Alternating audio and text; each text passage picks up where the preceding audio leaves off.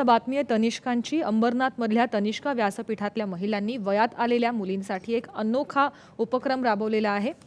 मुली वयात आल्या की त्यांना अनेक प्रश्नांना सामोरं जावं लागतं। त्यांच्याबरोबर होत असलेल्या घटना आई-वडिलांसमोर किंवा शिक्षकांसमोर सांगण्यासाठी या मुली लाजतात, घाबरतात किंवा खचून सुद्धा जातात। यावर तोडगा म्हणून अंबरनाथच्या तनिष्का व्यासपीठातल्या महिलांनी ठाणे जिल्हा तनिष्का व्यवस्थापक प्रवीण गुंजाळ आणि समन्वयक कुंदा पाटील यांच्या मार्गदर्शनानं शालेय विद्यार्थिनींसाठी तक्रार पेटी उभारली।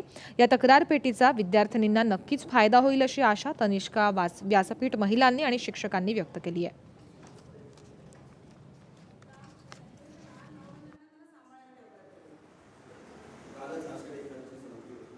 तनिष्का ग्रुप मार्फत हा जो काही कार्यक्रम आज या ठिकाणी राबवण्यात आलेला आहे तक्रार निवारणाचा विद्यार्थ्यांसाठी खरोखरच स्तुत्य उपक्रम आहे।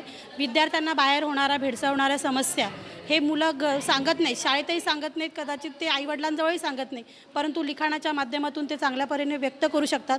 आणि गुंजाळ साहेब आणि त्यांचे जे सहकारी तनिष्का आहेत यांनी जो हा उपक्रम राबवला त्या खरोखर स्तुत्य उपक्रम आहे आणि याचा विद्यार्थ्यांना नक्कीच फायदा होईल। आणि आमच्या या अंबरनाथ नगरपालिका शाळा क्रमांक 9 शिवमंदिर शाळेमध्ये हा कार्यक्रमाचं उद्घाटन आणि सुरुवात या ठिकाणी झालेली आहे। यासाठी मी तनिष्का ग्रुपचे आमच्या कार्यालयाच्या मार्फत आणि या शाळेच्या वतीने धन्यवाद व्यक्त करते। तिथे तनिष्का ग्रुप बारकुपाडा इथे उपस्थिती राहिली म्हणून त्यांनी आम्हाला काही समस्यांचा निवारण सांगितलं।